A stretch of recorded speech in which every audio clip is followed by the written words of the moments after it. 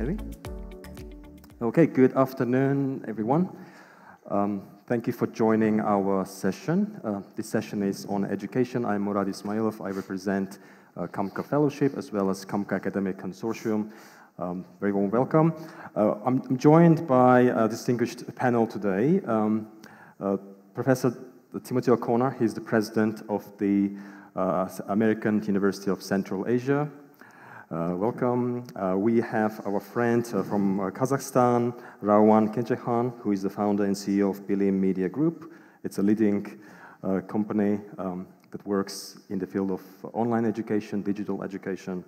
We have Professor Naureen Durrani. She is from the Nazarbayev University's Graduate School of Education. And Professor Alisher Faizullaev, he is a visiting professor at Webster University. We're also expecting our fifth panelist, who is the Deputy Minister of Education and Science. Hopefully she'll make it, but we know it's government, so they might be busy. Hopefully she will be joining us soon. Well, as most of us are academics, I have to say it's sometimes intimidating to take part in such forums because there's a lot of things going on. There are a lot of topics that are on the agenda. It's energy, startups, containers, as we heard just a couple of minutes ago. So it's always a bit hard for the academics to really find our niche. But I think we also, as academics, we have one interesting, perhaps, feature, which is, and it's also our job, to connect the dots. Perhaps, if we really think about the future of CAMCA, a lot of roads will probably go and come back to education. I think education is key. We heard last night from Professor Starr about the role of education in making Central Asia back in the Enlightenment era. So we believe that education is important, and I invite everyone today to open our minds and debate and talk, and hopefully we'll have some conversation as well. Just one caveat I would like to add is that, as you can see, our panel does not include a representative of South Caucasus, Mongolia, as well as Afghanistan. That was purely due to the logistics of organizing these events. And hopefully we'll have some time later to take some questions and comments and also learn about what's happening in those parts of our CAMCA region. Thank you. And let's begin. As you can see, the topic that we have here is very broad. Before we talk about this, I just would like you to pay attention to the last part of this title, which is, are we making enough progress? I just would like to see a quick show of hands. How many of you think that, as far as education is concerned, we are making any progress? You can skip the word enough because enough is a bit tricky. Nobody knows what exactly is enough. So how many of you think that we are making progress in education? Thank you. Thank you very much, those of you who raised. And I can see that it's roughly 25%, which is according to the scientists, pretty normal, because majority prefer to be on the skeptic side, because that's the safer place to be. However, I have to tell you, as far as progress is concerned, and those of you who raised their hands, and it's not really my opinion, it's the data that we're taking from United Nations, UNICEF, World Bank. We are actually making a lot of progress. If you look back in the last 2 decades, especially in the last decade, every aspect of education, whether that is girls' education, again, Afghanistan is an exception, and we can come back to that later. Access, digitalization, girls' education, even infrastructure. We are much, much better now than we used to be even 10 years ago. That's the data. So you might say, if we are making progress, then why are we here? What's the point of having this panel? To add this extra point, I'd like to invite everyone to think about the next question, which is, if we are making progress, what exactly are we missing out on? What are the urgent questions that we are not actually paying attention to? Most importantly, what are the blind spots that are there and we're not seeing from the places where we are. Again, very happy that today we have, at the moment, at least 4 perspectives. We have the educational management perspective. We have private sector, as well as, I know the language education is also part of your expertise. We perhaps would say a scholarly perspective as as a person who works in Kazakhstan, and also maybe teachers and learners' perspective, Professor Faizullaev. So I have this question for everyone, and if you could please briefly tell, maybe we can start with you, President O'Connor. So can you just tell us one urgent question that you would like to pose, that you see as important and as something that we need to start tackling? Some years ago, a wise person told me the biggest challenge, the greatest challenge for any university in the world is not to become an archive. In other words, how do we continue to transforming, advancing, growing, to avoid becoming irrelevant, especially contemporarily given the threat, as I see it, I use the word threat rather than challenge, of corporate institutions that are quite targeted and, at least from my perspective, don't provide the broad educational base that classical universities provide. Do not become an archive, and how to avoid becoming so. Okay, thank you. Ron, how about you? Well, of course, there is no single tool to solve all problems of education. And probably we should think about different factors that could help us to mitigate the problems that we have.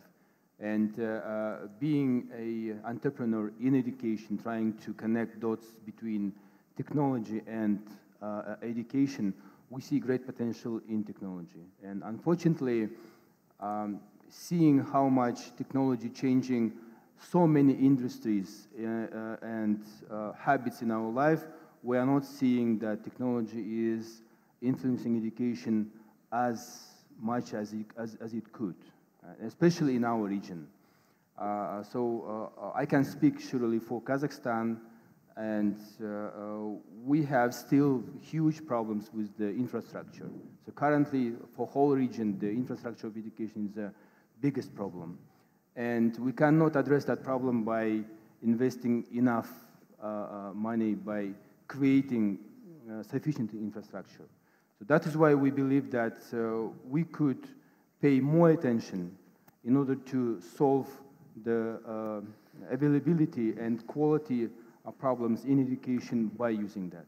Okay, thank you. Yes, we're definitely coming back to the solutions, but for the now, I invite everyone to think about the questions and those urgent questions. How about you, Naureen?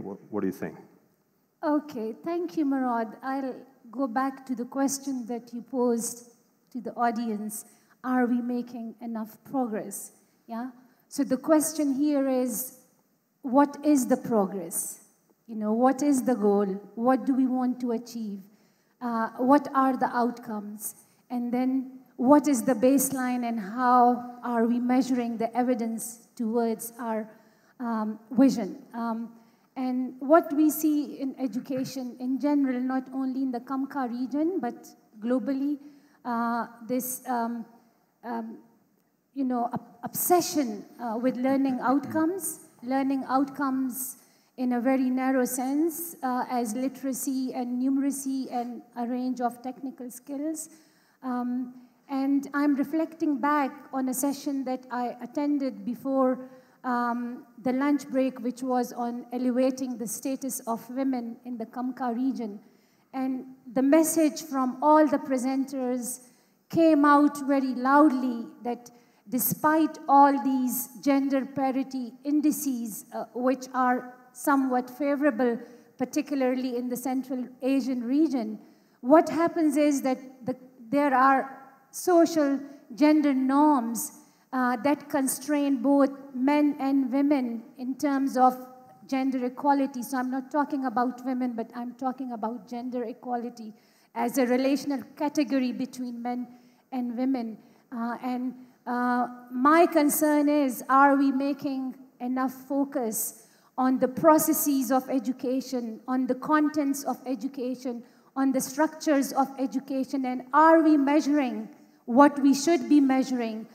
Because what we measure signals to the learners and the teachers, this is what we value.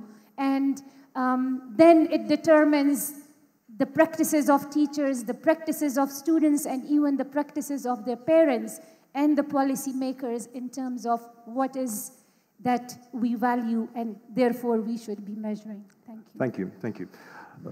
Shekhar, what do you think? Yes. First of all, thank you very much. It's great to be here. If I would point to just one area which would be absolutely critical and central for our region in the future, it is education. No doubt about that. This is number one. Number two, you ask about progress. Are we making any progress? Yes, we're making, but very, very modest, I believe. Not enough. We didn't create any educational global hubs here yet. So, but to be very quick, I would point to three special areas which are critically important to address for making progress. Number one, we need to develop student-centered educational approach. Unfortunately, still in most cases in our region, still teacher-centered educational approach. This is number one. Number two, which is we need to address AI. We don't much discuss so far AI. This is a key for the future of education. And number three, still at any level, school, university, everywhere, as I see, as I observe, too much paperwork for teachers. In most cases, they engaged in non-essential work, paperwork, not much doing research and teaching. And there are many other issues. I hope we will come back. Thank you. Yes, thank you very much. Yeah, we'll be coming back and forth to issues that our panelists raised. I think digitalization would be perhaps top on the list because Rauan mentioned, and Alisher, you mentioned AI. Can we just stick with this issue? And let me also give you some context, which is something that a lot of people maybe haven't noticed, but we as education researchers did pay some attention. A year ago, the government of Sweden made a very controversial decision. What they did was they banned screens in schools. By banning screens, it wasn't about just phones, it was about educational technology. Everything starting from the tablets that the kids were using to learn and read. And the reason for Sweden, of course, Sweden is not CAMCA and it's Scandinavia, but I think we're having interesting tendencies in the last couple of years. The reason is that the Swedish students' scores, reading, as well as a couple of other scores, have been declining and very rapidly in the last 5 years. It was a rate of about 10% or so, which was still not so bad compared to what's happening in other places in the world, but it really was that wake-up call for the Swedish government. So they made this very radical decision to ban screens in the classrooms. How is it possible? Can we imagine that? We're talking about AI, we're talking about educational technology. Okay, so we have this, and even researchers are calling this digital de-escalation. I'm not quite sure where this is coming from, but this is what we're having. So my question, very simple one first. Are you a digital optimist? Are you a digital skeptic? Or are you digital something else that we have not defined yet? How about you, Timothy? In spite of my advanced age, I'm a digital optimist, but I'll say something that my colleagues probably won't like. I mentioned corporate institutions, corporate learning centers. I don't regard them really as the ultimate threat. In my view, at present, the real threat comes from high tech, from big tech, from the leading high tech companies. They have taken the lead. Colleagues, we need to return to leadership. Educators must take the lead. Scholars must take the lead. Collaboration is important. But right now we're following and we're losing. And that threatens all universities. Every institution represented in this room. It's a huge threat. Take the lead. Well, thank you. How about you, Rauan? I would say I'm realist here. because I understand colleagues from Sweden who made that decision, and it looks quite reasonable. But at the same time, we cannot afford that kind of decision being in the part of the world where we're facing problems of schools with 3 shifts. If we had a system when we have schools with full-day education, and there is no problem of good school or bad school, there is just a problem of finding a close school, and they're all more or less the same quality. That is why for us, the edutech technology and edutech industry should be considered from different angles, for countries with high income, with a totally different set of problems in education. And for us, for countries where we are facing this kind of huge problem with infrastructure, for us, technology, it's the only means to achieve better quality and accessibility. I'm not saying that, again, we can solve all problems of education by digitizing it, but I'm sure that we can do better than it is now. Thank you. Naureen. Thank you. So with any innovation, you know, there are positive sides and negative sides. Professor earlier talked about the issue of teacher-centered learning in the region, and digital technology can offer an opportunity to deal with the issue of teacher-centered pedagogies and shifting towards more learner-centered pedagogies. Of course, you know, the digital world has changed how students behave inside the classroom and outside the classroom, and it has created challenges for teachers. We can no longer take for granted students' engagement or their interest, their attention span, etc. Teacher is no longer an authority figure and the most knowledgeable person on earth for students, yeah? So we have to be humble in our approach towards knowledge. But it also offers us a range of opportunities, as we earlier discussed, and you know, our experiences during the pandemic, when by circumstances we were forced into a situation where we were completely reliant on digital technologies, and people got together, shared their knowledge, their practice, their experiences. And when the infrastructure is there and it is equitably available to all in rural Kazakhstan and rural Uzbekistan, and teachers are properly trained, because, you know, my concern is that, you know, we haven't prepared teachers to take full advantage of the promises of digital technology, and if those advantages, opportunities are not tapped through capacity development in teacher preparation education, then there are issues. Yeah, exactly. Thank you, Professor Faizullaev. Yes, about am I digital optimist or pessimist in education? Well, I'm very much optimist, but I realize there are a lot of challenges in this area. Many, many challenges. So we should address both opportunities and challenges. And I believe that every educational institutions should establish some kinds of groups which would discuss all challenges and opportunities.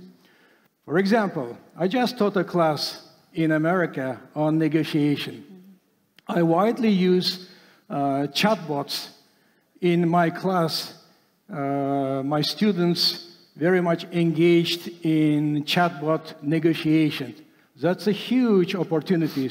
But at the same time, we all understand the risks and challenges related to plagiarism and many other issues. So we need to see pluses and minuses, address both issues. And also, we need to introduce our own some rules. For example, one of the big problems, screen problems, or these device problems, I believe many teachers would say, yes, that's a problem. In our class, almost every student use devices. This is a big challenge. What to do? Introduce your rules. Say no if it doesn't help for learning. Or use it. We need to clarify, to develop clear some policies in each institution and also each professor for his or her purposes. Thank you. Yes, thank you very much. We're pleased to welcome our, finally, Deputy Minister of Education and Science of the Kyrgyz Republic, Ms. Lira Samykbaeva. Thank you very much for finding time. We know you're very busy, so we're so happy that you could make it. We were just talking about digitalization. I just would like to finish maybe this part before I ask my next question to you. So basically, the question is this: are you a digital optimist or are you a digital skeptic, or as Rauan earlier coined another term, are you a digital realist? Thank you very much. It's a big honor for me to be here and to make the presentation on behalf, to present what we are doing in the Ministry of Education of the Kyrgyz Republic. I was, before I will say whether I'm optimistic or pessimistic, I want to share one of the, in a short, the objectives of our just accepted new transformative program for the educational sector called Altın Qazaq. It was approved in the February of this year.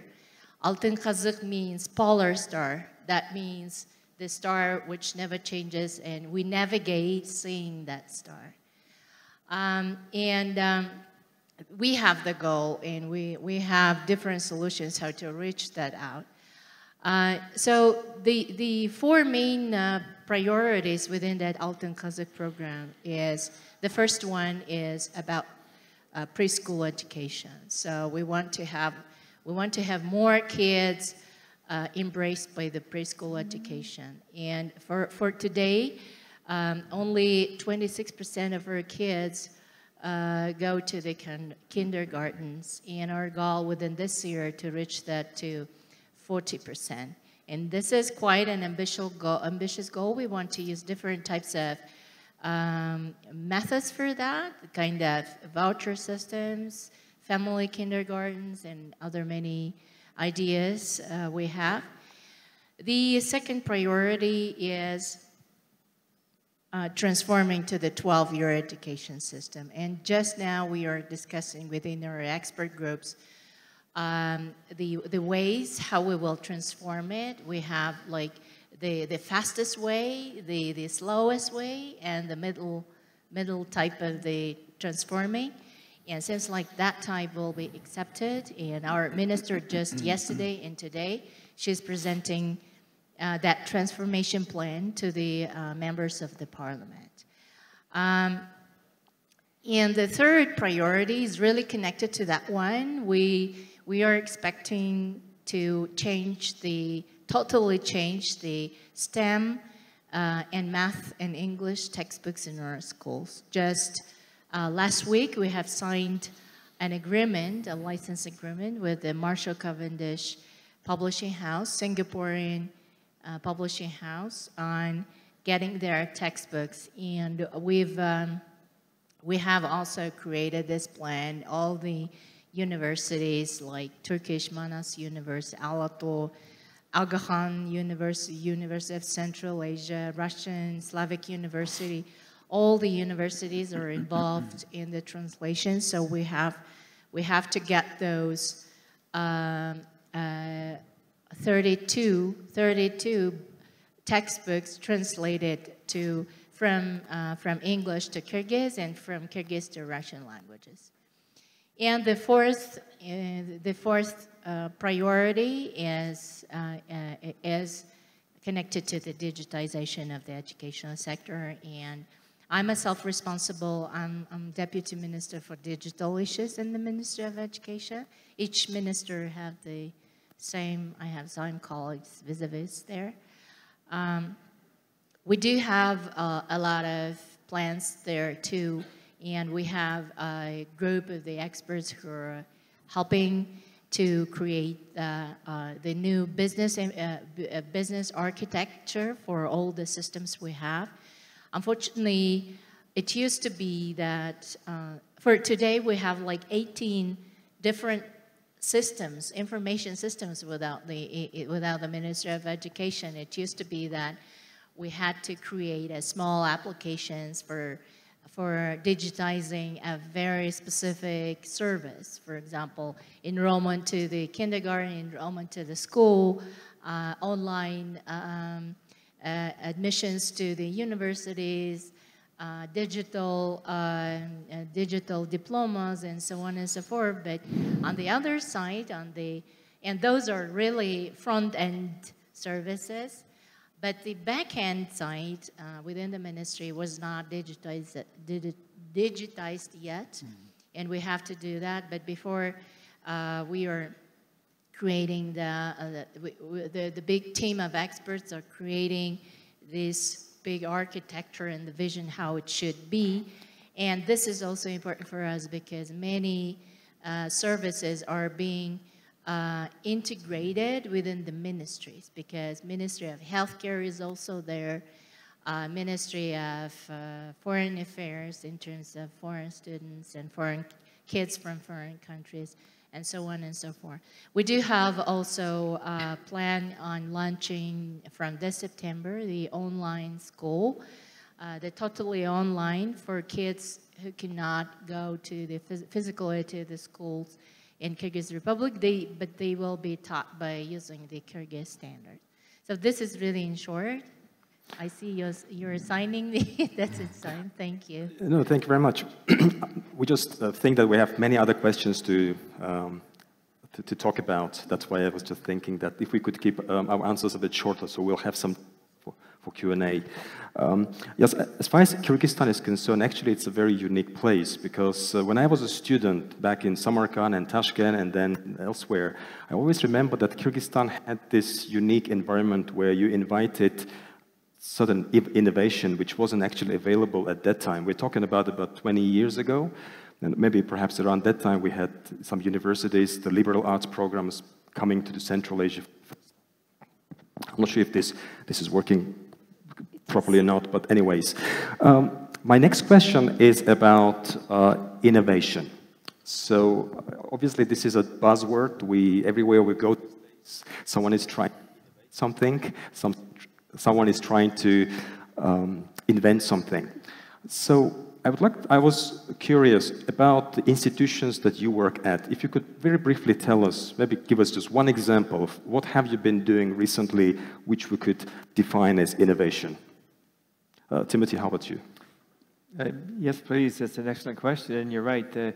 Innovation is a buzzword.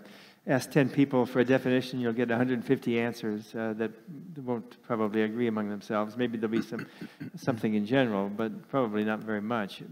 In our particular institution, and we will open on the 24th of June of this month, the Makerspace. It's a center of innovation, but I would like to define that in a particular way. The core of the Makerspace, the worldwide making movement, bringing people together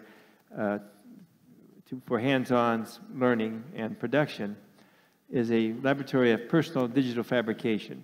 And the goal is extraordinarily worthwhile, idealistic even. We didn't invent it. This came out of the Center for Bits and Atoms at MIT, a reputable, more than mildly put, institution. The goal is to transform mass production into individual production, to transform mass distribution into individual distribution, basically with a 3D printer. But beyond that, and this is really compelling, I think there's enormous outreach. That is a way to bring communities together, and our goal is to appeal to not only the city of Bishkek, starting with school children all the way through seniors, but to all of the country. And if we can have branches of the makerspace throughout the region, throughout the entire country, then we will continue our role of supporting the Kyrgyz sovereignty, the Kyrgyz national state. I've seen this work in many parts of the world over the past decade or so. And teams come together, cross-disciplinary, under the leadership of a guru, who may be the youngest person in the room. I've seen that too, a 10-year-old leading people my age in personal digital fabrication. So the impact can be extraordinary. It can be truly transformative, going back to the way I started. That is a way to prevent us from becoming an archive. Yes, thank you very much. Yeah, I think a couple of days ago we had a conference at the American University of Central Asia. We saw that building on the left side of the campus, and we wish you good luck with the project. If I could add, by the way, it also is one of our, we have two buildings that are completely suited, equipped for people with special needs. The English term with people with disabilities is quite insulting. The Russian term is even worse. But people with special needs often have special abilities. 100% adaptive, and we're going to transform our main building this coming year to meet the same standards. Yes, thank you. Rauan, can you give us an example from your field? Well, innovation. So the previous question I started with saying that we are really realists, being entrepreneurs in education.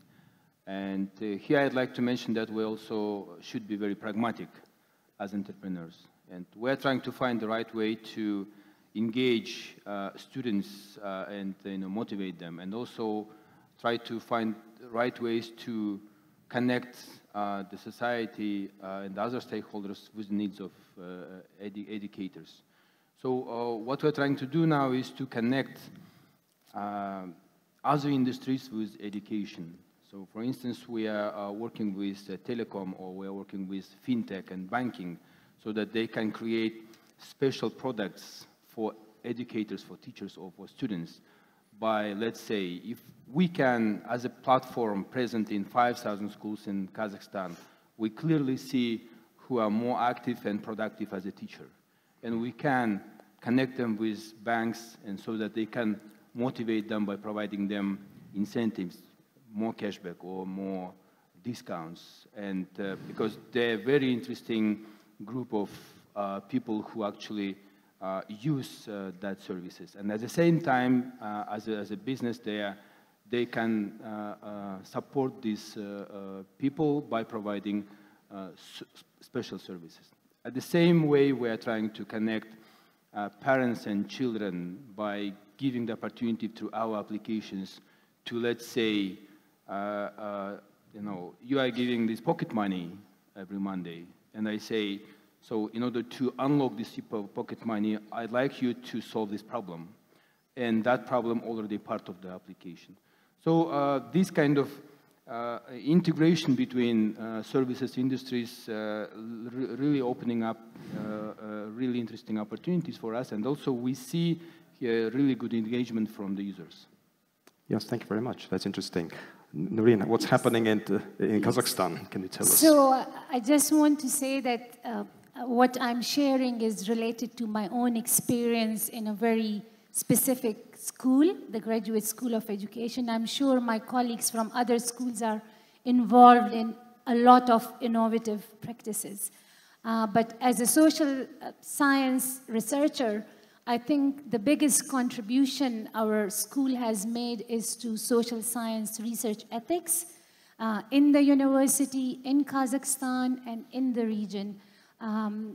Back in 2018, when I joined the school along with a cohort of other professors, we realized that social science research ethics was really ignored. There was just one research ethics committee chaired by an engineer, which posed lots of challenges and hurdles for social science researchers to get ethical clearance and do ethical social science research in the field.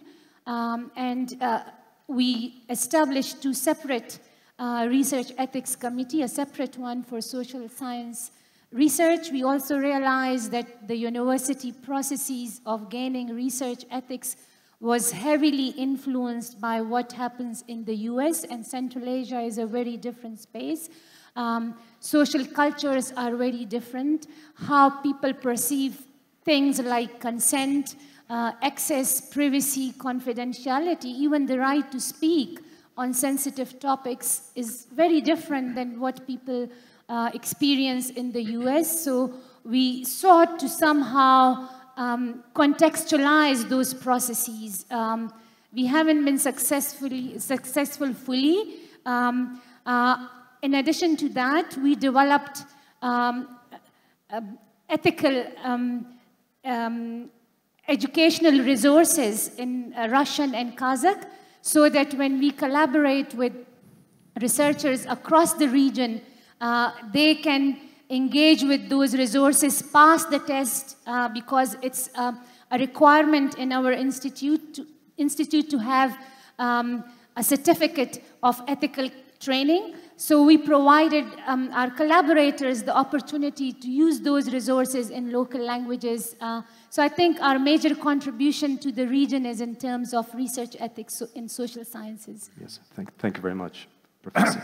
Well, we could discuss innovation at different levels, at state level, at ministerial level, university level, institutional level, etc. But I'd like to say a few words at class level or classroom level. I strongly believe that real learning happens when there is an innovation. What does it mean, innovation? It relates to novice, something new.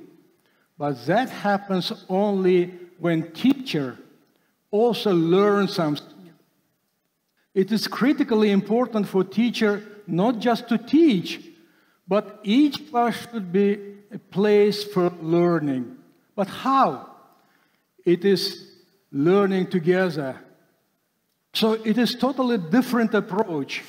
When I come to my class, not just to teach, being above of my students, but being together.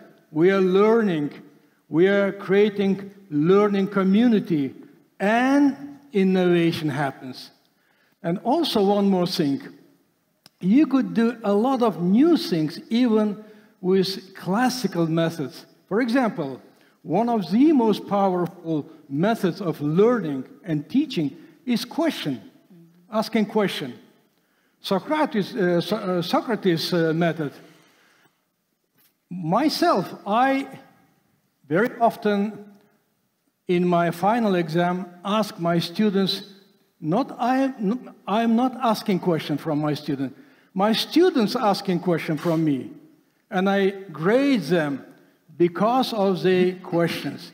So questions should be meaningful. And asking question is much more difficult than giving an answer. But not just some any question, but question when students are facing to ask meaningful question, they need to learn to go deep, and that gives a huge learning experience. So even with some classical methods, we could do a lot of experiments with questions. So class is a place of experiments and learning and innovation. Thank you. Yes, thank you. Deputy Minister, what do you want to add to that? Thank you very much. Just this day, we are providing a global forum, a teachers' global forum, and it's being provided in Hayat now. And yesterday, the CEO of the Liga Foundation was also here. And just continue what you're saying, he said, one of the best ways to make kids to learn is through the playing games. Right, right, absolutely. Yeah, playing and asking questions and playing games, all those interactive stuff is most powerful instruments. But my innovation, which I want to share, is connected to professional development. During the Soviet times, I think most of you know, each teacher, they have those categories, like first category, second, and the highest. And depending on those categories, they used to get the salaries, depending on that category. So recently, those categories had been dismissed, and it was supposed that the teachers and directors, school principals, they have to pass some type of exams.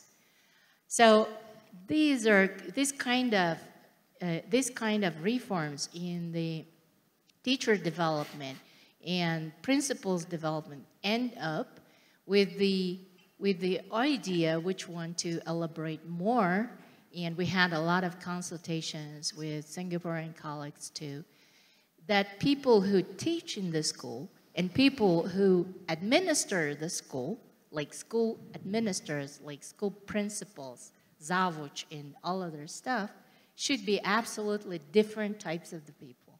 Right. And teachers, they do not supposed to be in the end of their career to become a director. The mindset of the director, the principal of the school, should be absolutely different. They have to get another type of the knowledge, MBA, right. knowledge, experience, another type of thinking. And now we are preparing the plan according to which we will create 2 different plans, specifically for teachers and for the people who will manage the educational institutions. So this is one. May I just add one little thing? Well, Minister, I fully agree with you. You know, when we see children, how do they learn? It's through game. It's through playing. But unfortunately, a lot of people, when they become elder, they consider gaming or playing or interaction in class something not serious, not something should be regarded as a good activity. But real learning happens, especially also at adult level, through interaction, through playing, games. That should be a very, very important part of education. I am glad that at your ministerial level you support this. Thank you very much. Yes, thank you. All the ideas were interesting. I think if we try to combine all these things together, something that was just popping up in my mind, it is probably the quality education. Again, quality might be a bit controversial. We still need to define what quality is. I have 2 more fancy words to throw in here. And I would like to invite actually the audience to also not just ask questions, but perhaps bring some insights from their regions. I can see people from South Asia. I can see, obviously, our friends from South Caucasus, Mongolia, Afghanistan. So those 2 terms are privatization of education and internationalization of education. We're seeing these 2 go quite closely with the innovation, digitalization, all the other concepts that we can name.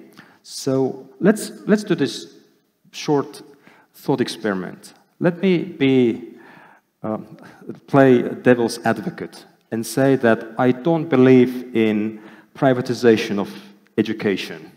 I'm just wondering, how would you convince me otherwise? Anyone in the audience or our panelists? Let's just go to the audience. Yes, please. Fuad. Can we have a microphone, please?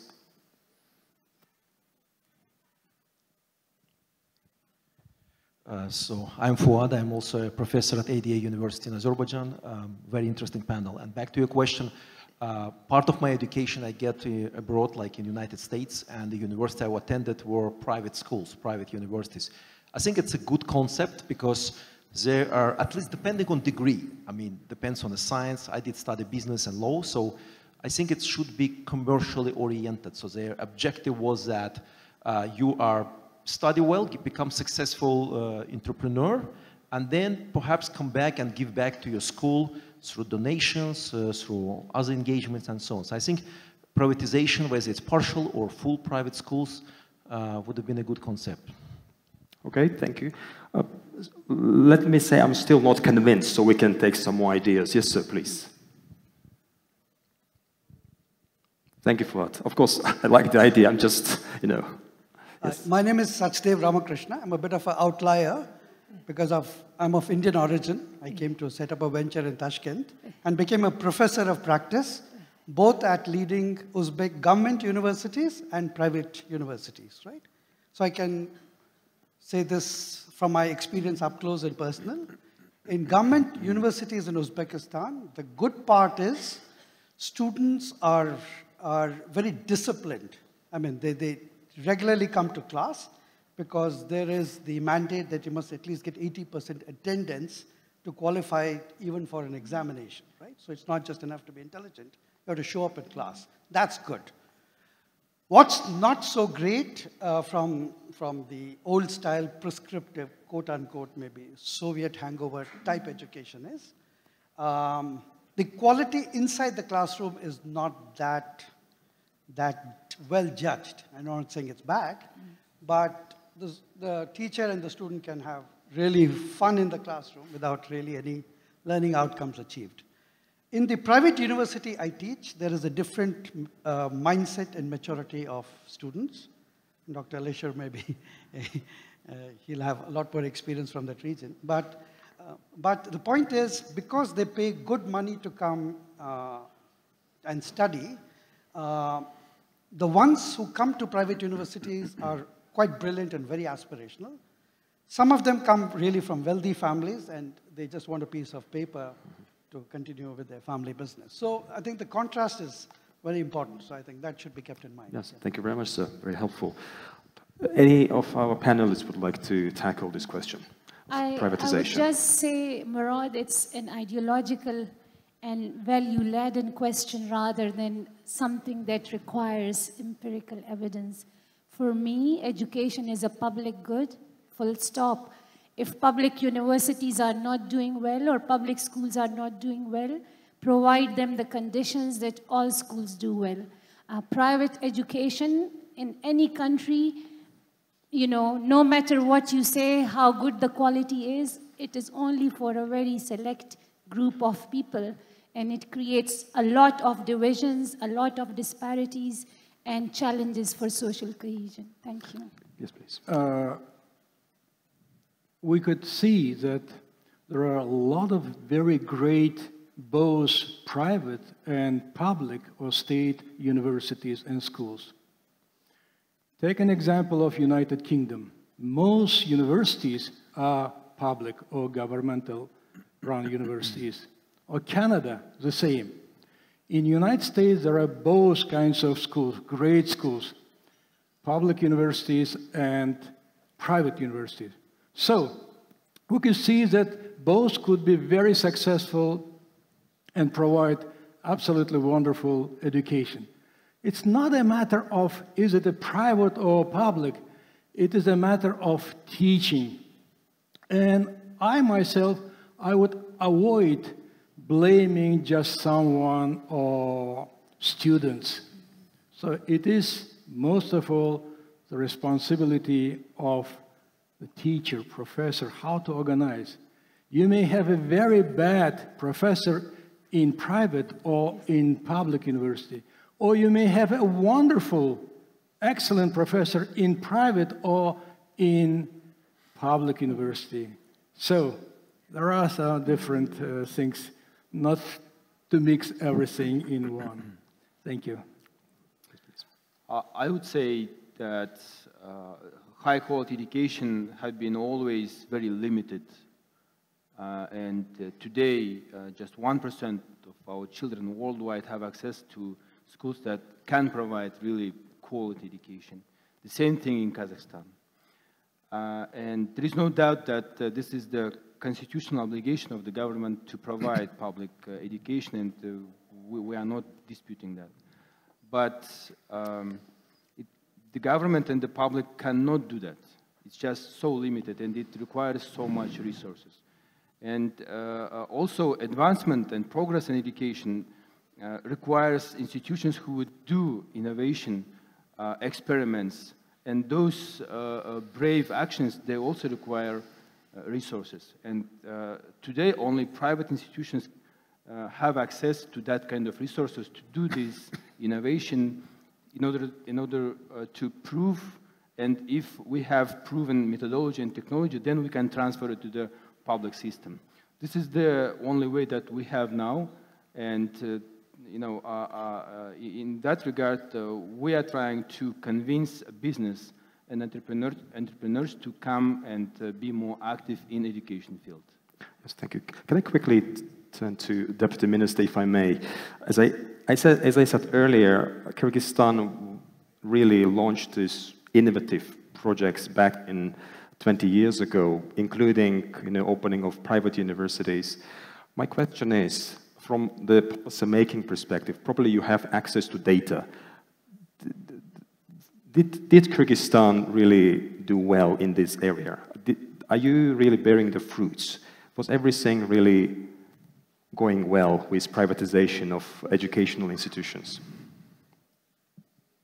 I absolutely agree with Rauan that sometimes government do not have enough financial infrastructure resources to cover all the kids with the quality of education. And we welcome all the private organizations who wants to open educational institutions.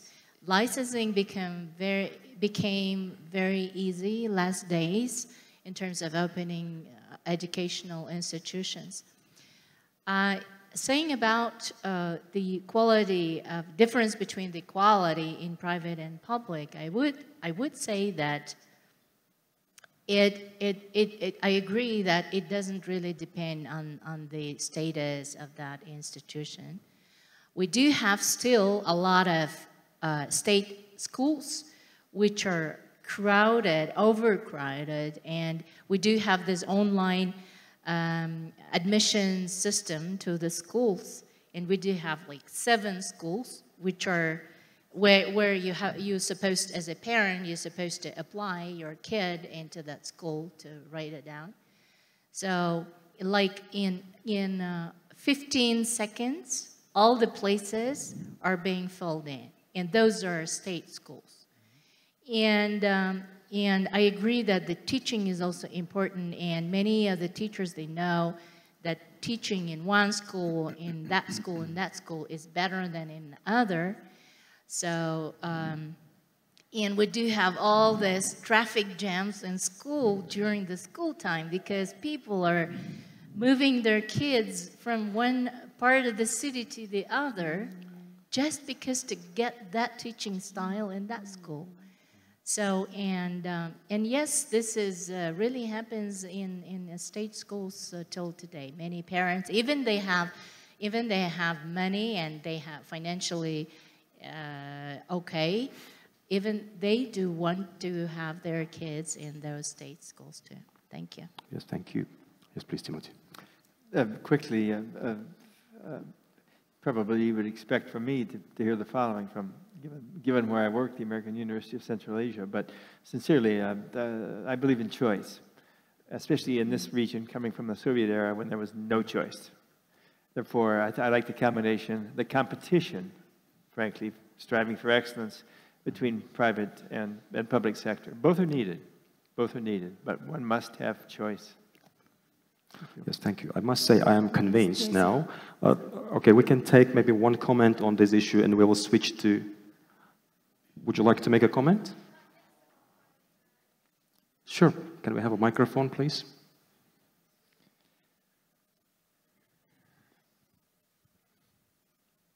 Thank you very much. My name is Aysulu. I think, of course, education is a public good. I absolutely believe in it. But at the same time, when we're saying about private and public education, I think private schools or universities, institutes, they are more ready to respond to the social demand. When public schools, public education, they don't have enough, not even resources, but ability to respond faster to the social demand, to be ready to changes and be more adaptable.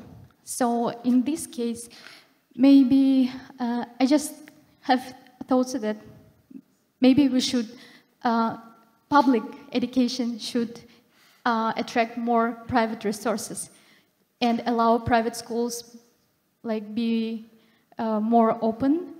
So maybe it will help. So this is my thought only about social demand. Yes, thank you. Thank you very much. I know we have a couple of other people who wanted to say, but we have little time left. I just really want to cover one more issue. On the privatization, I'm convinced. Thank you very much, everyone. We have another issue here, which is internationalization. So you don't really need a lot of examples. You go to many private universities these days. What you see, the first thing when you enter that building, you will see a lot of posters saying that we have double degrees, we go there, we do here, which is absolutely fine, which is part of the globalization of education. I'm just worried about one thing, and I would like to connect it to Dr. Starr's presentation at our conference when he made 8 points, which I'm not going to read, but he said a couple of things related to this. One was, he said, the foolish decision you can make as a university, as a school, is to chase after international rankings. This is what he said. And he said another thing, which is be local. Focus on what you really are, who you really are. I think those are perhaps a little bit controversial things at some point. I'd like to invite maybe our panelists and maybe a couple of people. Can you also convince me that internationalization is a way forward for the CAMCA region? Perhaps we could start with Professor Faizullaev. Number one, internationalization is very important. Knowledge is not national. It is worldwide. So we should support and develop internationalization. That's crucial. To exchange ideas, students, professors should travel, learn from each other. That's the key, very essential. As far as ranking, that's a very difficult question. On the one hand, yes, I agree. We shouldn't be so much pay attention to this ranking. It's sometimes becomes crazy. But honestly, I don't see how could we avoid these kinds of things now. It is already very big business. If you are out of this, especially for countries like our countries, developing countries, you may get not recognition. But to be in this business, you have to pay a lot of money and engage, and that's not a very healthy thing as well. What to do? I don't know, to be honest. Maybe someone does. Yes. Does anybody know the answer to that question? Yes, please.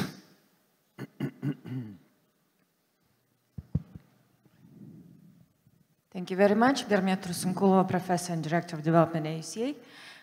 Honestly, I don't know why we even have to discuss and argue whether internationalization is an important factor. There are like 5 nationals sitting at the stage, speaking English and discussing education in Central Asia, and then we have the CAMCA region representing I don't know how many countries.